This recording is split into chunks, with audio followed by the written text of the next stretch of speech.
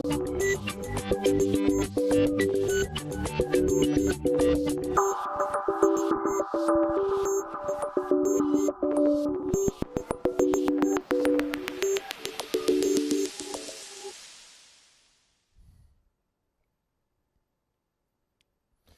meus caros, tudo bem? Bem-vindos ao nosso curso para as delegações, para as serventias.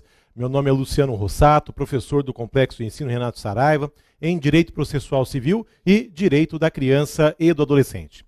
Juntamente com o professor Fernando da Fonseca Gajardoni, vamos aqui trabalhar essa matéria de Direito Processual Civil. Nós trabalharemos aqui a maioria dos aspectos. O professor Gajardoni vai trabalhar principalmente a questão relativa aos procedimentos especiais, ok?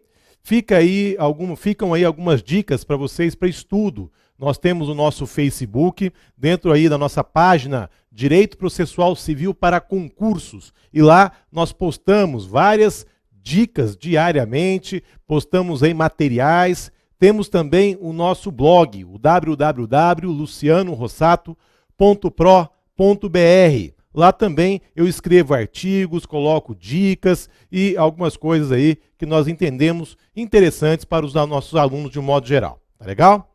Fica a nossa dica também de um livro muito bom que foi aí lançado agora, a nova edição, que é o Revisaço, da editora Juspodium.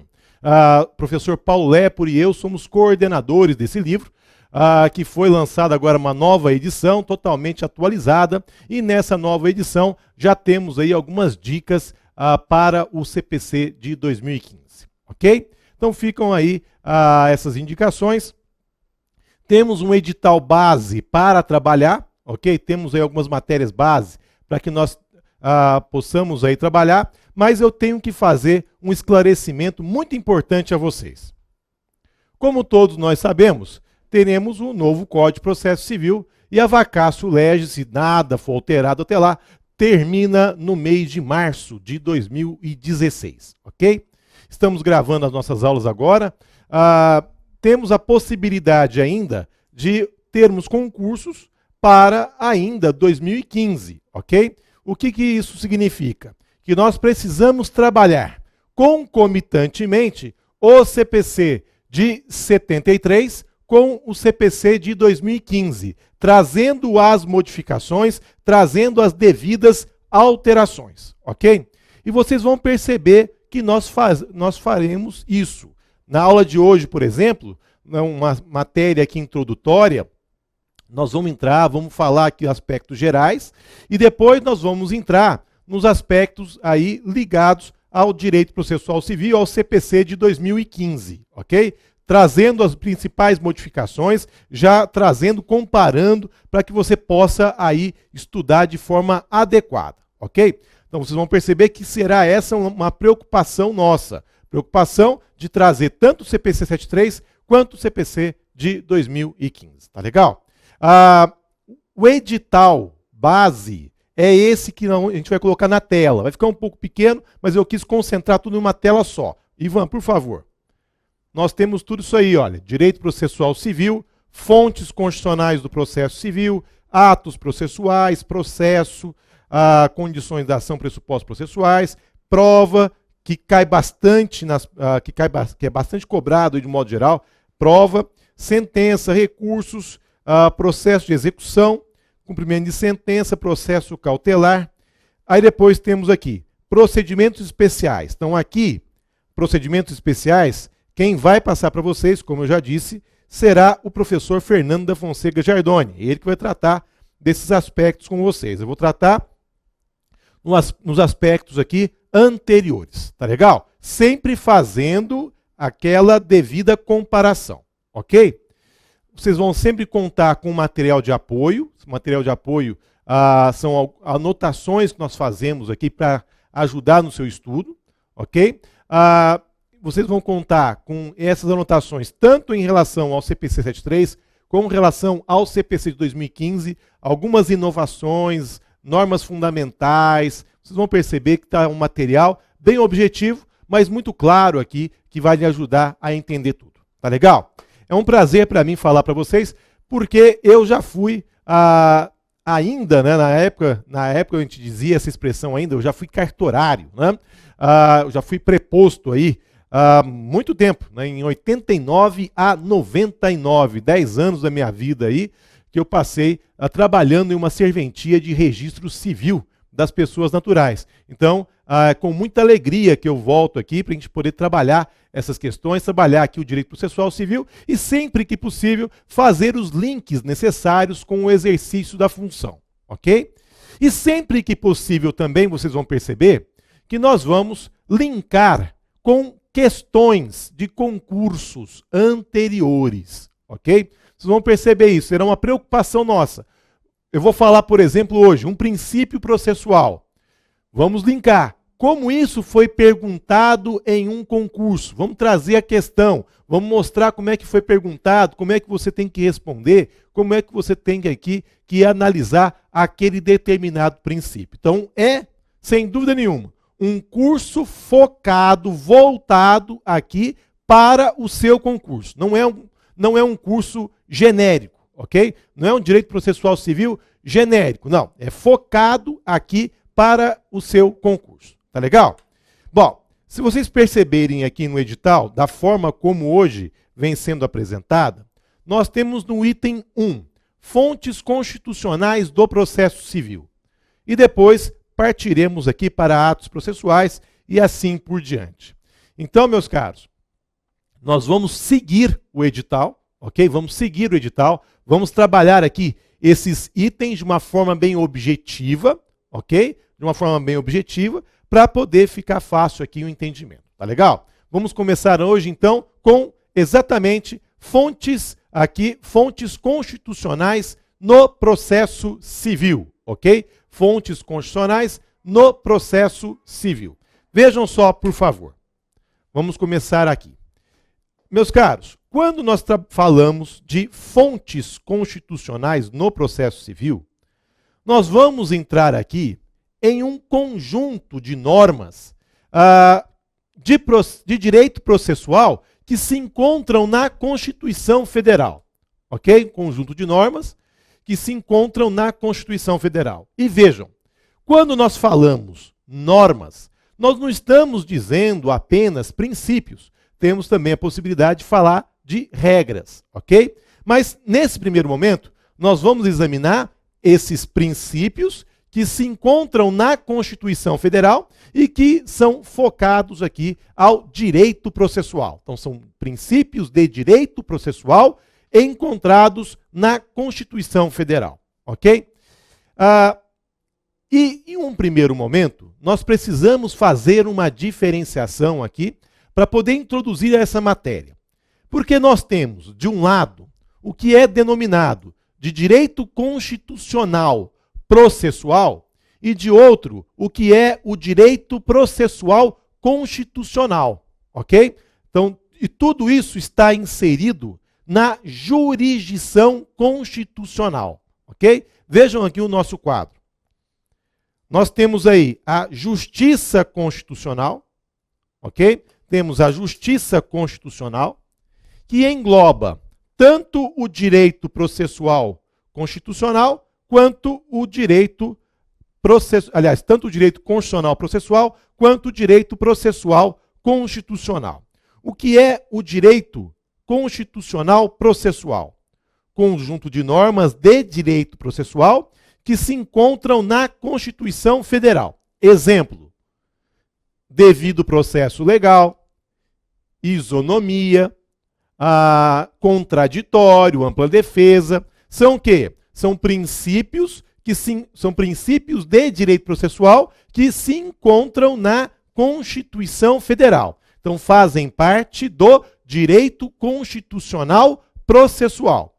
Ok? Agora, diferentemente, temos o direito processual constitucional. O que é isso? Olha lá. Direito processual constitucional. Reunião dos princípios para o fim de regular a denominada jurisdição constitucional. Ok? Então vejam, justiça constitucional engloba tanto o direito constitucional processual quanto o direito processual constitucional. ok? E o direito processual constitucional, por sua vez, reunião dos princípios para o fim de regular a denominada jurisdição constitucional. Como é que vai ser exercida essa jurisdição constitucional? Temos as ações constitucionais, né, previstas. Temos lá as ações de controle de constitucionalidade, temos o mandado de segurança e entre outras ações de natureza constitucional. Então, é uma diferenciação que nós precisamos aqui fazer em primeiro lugar.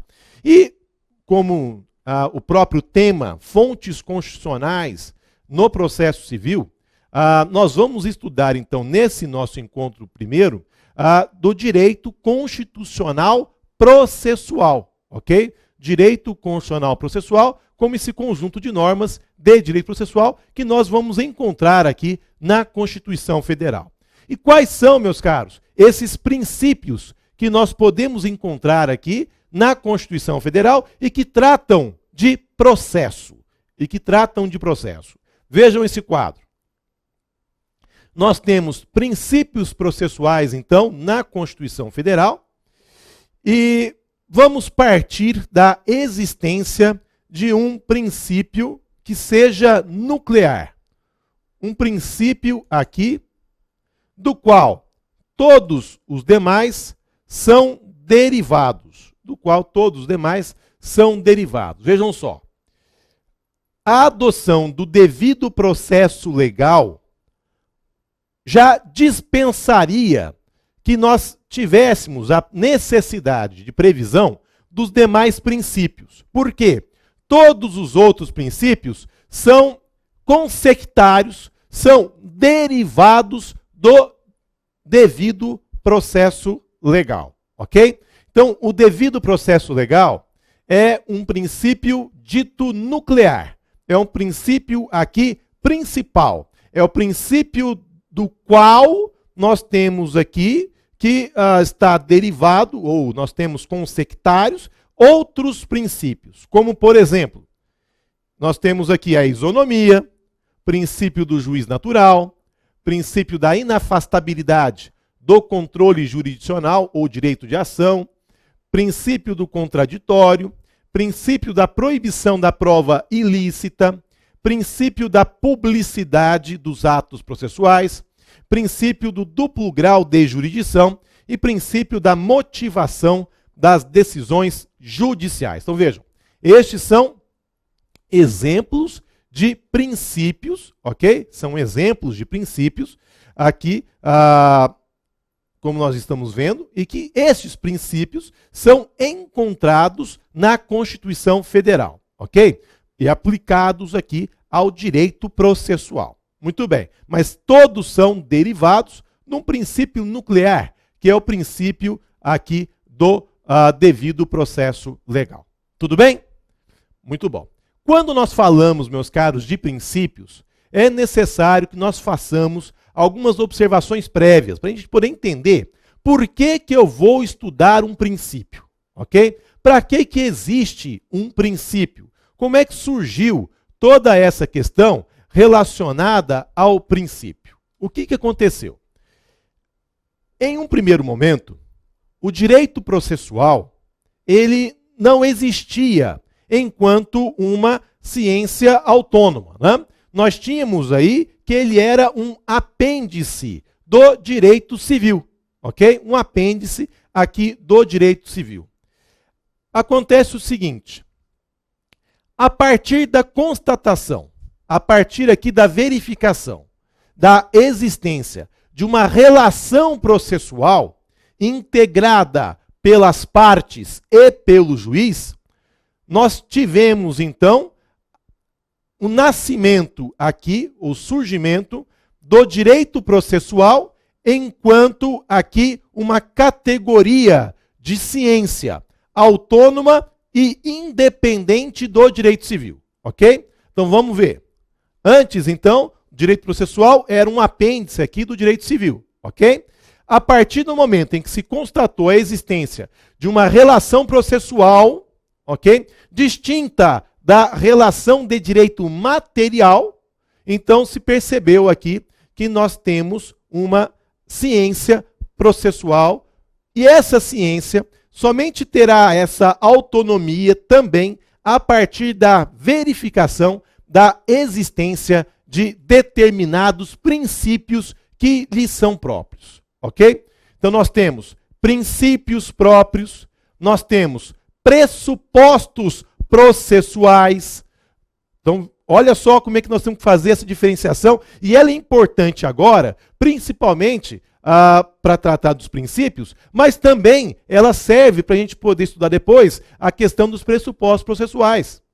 Por exemplo, então nós temos a relação de direito material, ok? Com todos os seus elementos, ok? E temos também a relação de direito processual com os seus integrantes aqui, com as partes. Temos também essa relação de direito processual com determinados pressupostos que não se confundem com os pressupostos do direito material, ok? E também aqui, a partir de tudo isso, nós conseguimos identificar uma ciência processual, essa ciência processual que é regida por determinados princípios, ok? Temos os princípios, então, processuais, a partir de toda essa constatação, ok?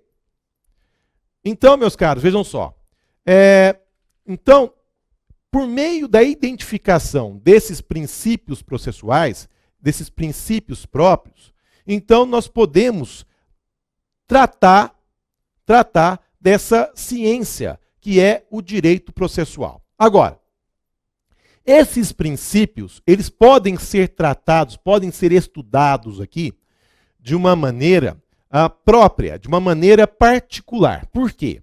Porque os princípios, de um modo geral, eles podem ser classificados em princípios informativos e em princípios fundamentais, ok? Princípios informativos e princípios fundamentais. O que são os princípios informativos? Os princípios informativos, eles não decorrem aqui de um conteúdo ideológico. Os princípios informativos.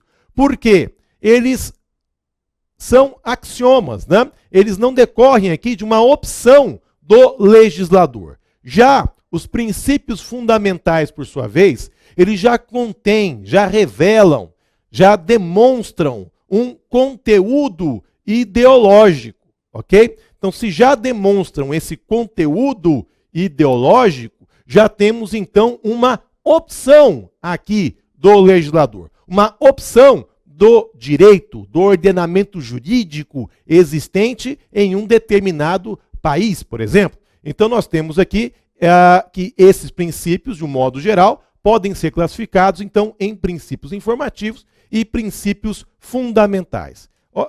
Vejam só.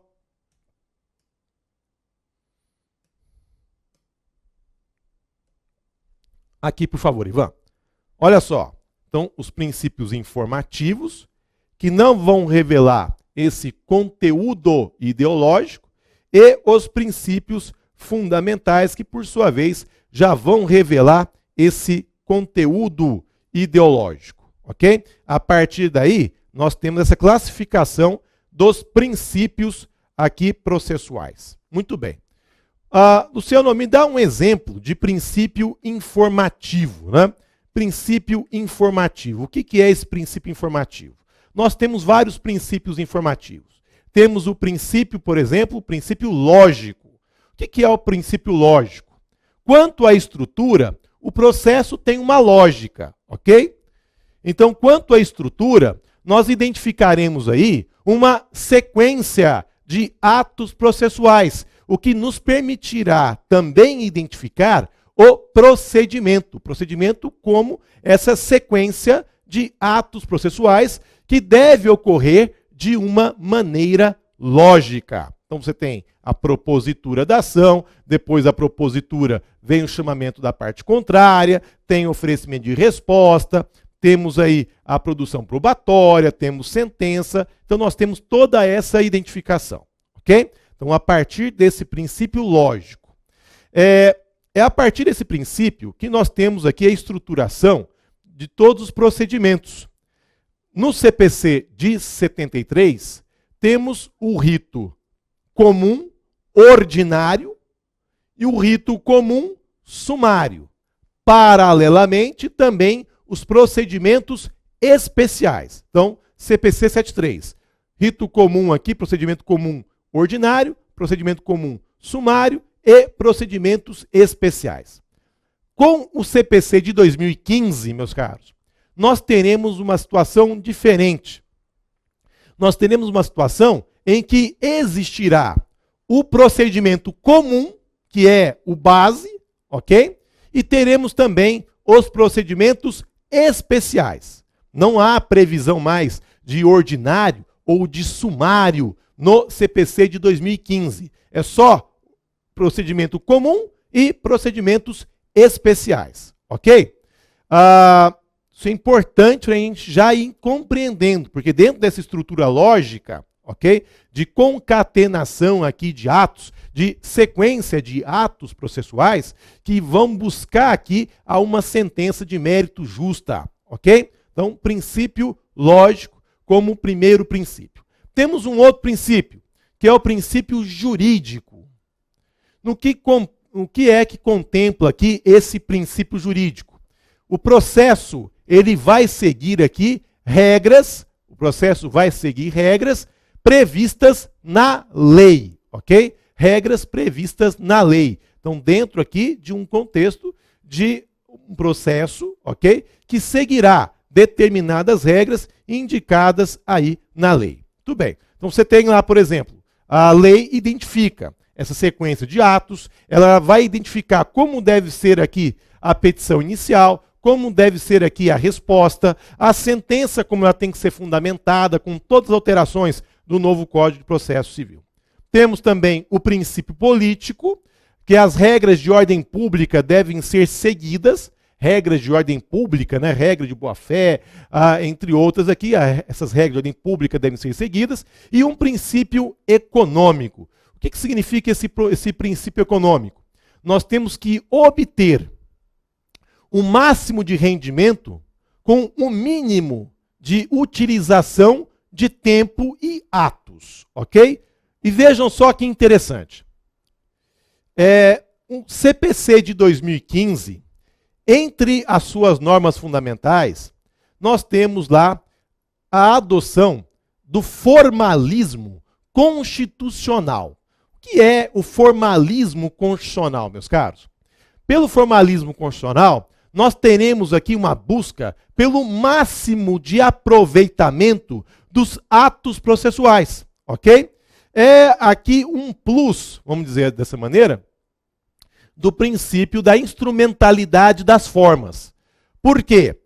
Nós teremos aqui o reconhecimento de nulidade, ainda que absoluta, única e exclusivamente, se demonstrada a existência de prejuízo à parte. Se não houve um prejuízo à parte, nós teremos aqui essa situação de máximo aproveitamento, ok? Então a citação, por exemplo, ela foi inválida, mas a parte pôde comparecer e apresentou a sua resposta. O que eu tenho? Máximo aproveitamento dos atos processuais. Princípio econômico. Vou determinar a regressão de tudo isso? Não. Você quer ver um outro exemplo muito interessante de aplicação desse princípio econômico? No CPC de 2015? Interessante. Vamos dar o seguinte exemplo. Determinada sentença foi mal fundamentada, ok? Foi mal fundamentada. A parte interpõe o seu recurso de apelação. Interpõe a apelação e nós temos aí a remessa ao tribunal. Quando o tribunal recepciona essa apelação, ele aqui vai reconhecendo esse problema aqui quanto à fundamentação, ele vai anular a sentença, mas no mesmo ato já vai analisar o mérito e julgar o mérito do recurso se estiver em condições para tanto. Vejam, o máximo aqui de aproveitamento por conta desse princípio aqui econômico, né? Vamos aproveitar ao máximo os atos e vamos aqui praticá-los no menor tempo possível, né? E aí nós temos outras questões, como por exemplo, a celeridade, buscar a efetividade, tudo isso aí já existente na atual norma processual, né, no atual Código de Processo Civil, e com plus aí no CPC de 2015, ok? Então, esses são esses princípios informativos, são axiomas, são verdades aqui que são apresentadas e que não vão consolidar, que não vão representar necessariamente um conteúdo ideológico adotado aqui no ordenamento jurídico. Já as normas, já os princípios fundamentais, por sua vez, eles já vão representar esse conteúdo ideológico, ok? Então nós temos aí vários princípios inseridos aqui entre estes princípios de natureza fundamental, esses princípios fundamentais, ok? Que vão representar esse conteúdo ideológico. Só toma um pouco de cuidado. Nesse primeiro momento, nós estamos analisando os princípios processuais contidos na Constituição Federal, ok? Por quê? Depois de nós terminarmos esse estudo, e ainda na aula de hoje, nós vamos ingressar nas normas fundamentais indicadas no Código de Processo Civil de 2015, ok? O CPC de 2015, ele encampa normas fundamentais. Eu vou explicar como é que nós vamos estudar isso aí no tempo oportuno. Tranquilo? Ok? Então, trabalhando aí, vamos passar agora para o exame desses princípios ditos fundamentais. Meus caros, tratando aqui dos princípios fundamentais, nós temos que algumas empresas examinadoras, algumas bancas examinadoras, cobram mais esses princípios do que outras bancas, ok? Eu descrevi a parte de direito processual civil para o revisaço, então eu tenho aí acesso, né, a todas essas questões e pude fazer uma análise. Então pude perceber que algumas bancas, em alguns estados, aqui perguntam mais sobre princípios do que outras, ok? Mas, de toda maneira, nós temos aqui que tratar disso com uma amplitude para que você não erre de forma alguma qualquer questão relativa a isso. Vamos tratar aqui desses princípios fundamentais, começando pelo princípio nuclear, pelo princípio do qual todos os outros são derivados, que é o princípio do devido processo legal, ok? Meu caro Ivan, por favor. Princípio do devido processo legal, que está assim na Constituição Federal. Ninguém será privado da liberdade ou de seus bens sem o devido processo legal. Então, é um princípio processual aqui, como eu falei para vocês, central, nuclear, previsto aí na Constituição Federal. Muito bem. Meus caros, vejam só. Os princípios processuais, então, eles têm como um gênero justamente esse devido processo legal, que é caracterizado pelo quê? Olhem só. Ele é genericamente caracterizado pelo trinômio vida, liberdade e propriedade. Vale dizer, tem-se o direito à tutela a aqueles bens da vida em seu sentido mais amplo e genérico. Ok? Então temos aqui o devido processo legal como essa tutela aos bens da vida em seu sentido aqui amplo. Esse devido processo legal, ele tem que ser entendido sob duas formas.